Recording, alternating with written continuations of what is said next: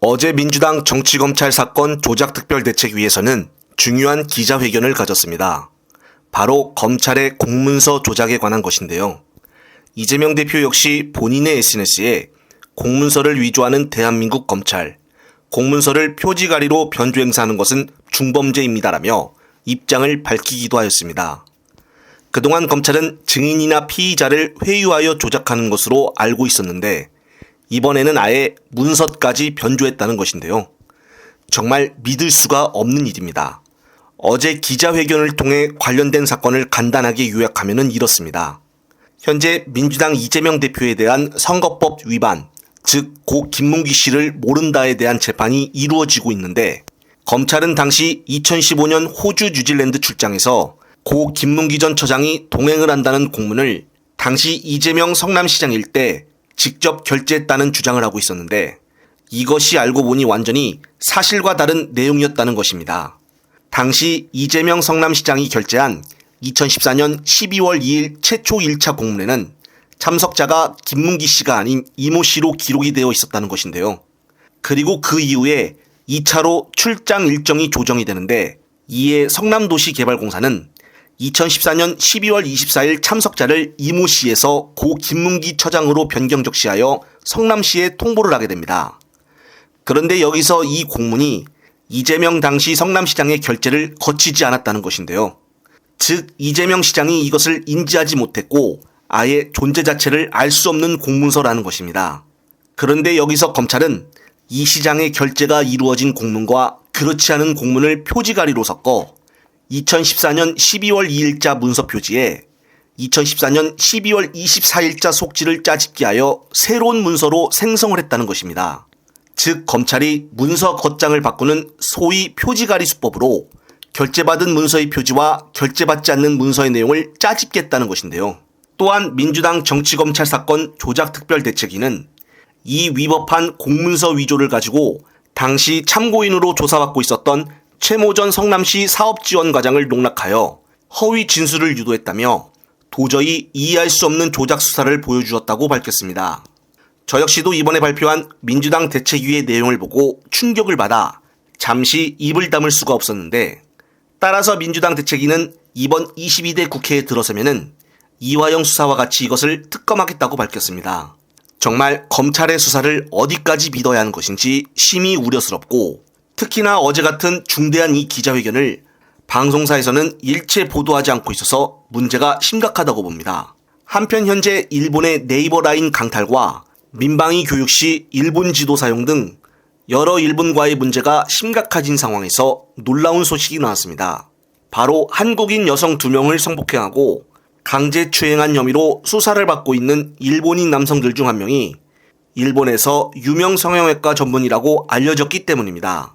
13일 SNS와 각종 일본 온라인 커뮤니티에서는 한국에서 준강간과 준강제 혐의로 체포된 남성이 유명 성형외과 전문의 겸 인플루언서 A씨라는 글이 올라왔습니다.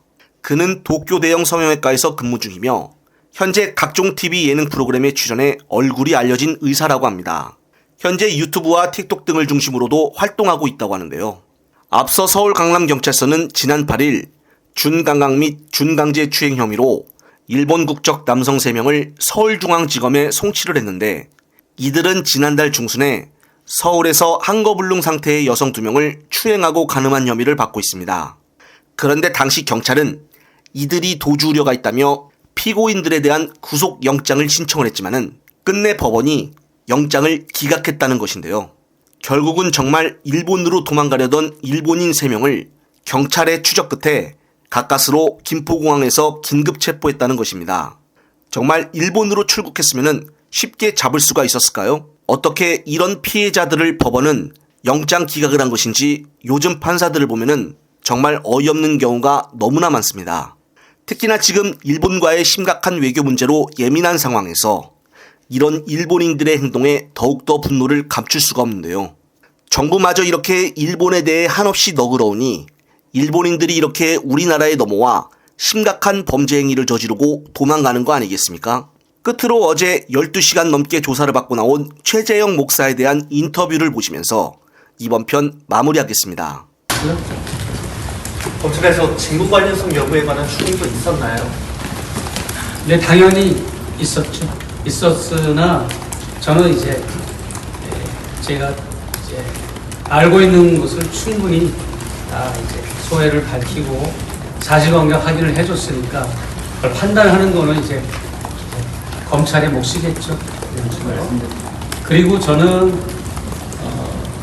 지금까지 사건이 발생하고 폭로된 지 5개월 가까이 되도록 한 번도 검찰이 수사를 하지 않고 방치 내지는 무관심하다가 총선에서 야권이 압승을 하니까 이제 뭐 보여주기 식으로 물타기 식으로 뭐 하는 처럼 신용하는 것처럼 보이고 또 기존의 주류 언론들과 검찰들의 이런 카르텔 같은 것 때문에 저는 언론도 믿지는 않고 검찰도 믿지는 않아요. 그런 상황 하에서 저는 충분하게 진실을 다 말했고 이제 그런 부분은 직무관련성 여부나 이런 부분은 검찰이 고민하면서 판단하겠고요.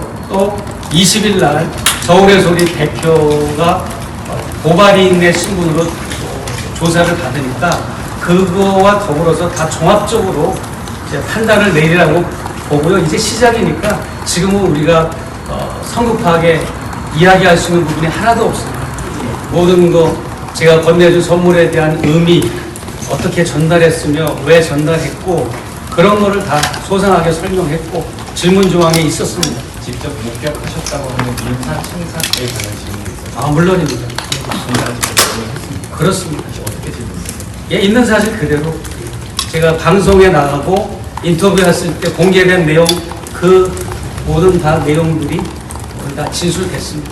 뭐 이 정도로 하죠. 네, 피곤하신데 그만 끝내시죠. 검찰에서 요청했던 자료들이 있는데 그러면 원본 영상이나 카톡 자료들도 다 제출은 안 하시나요?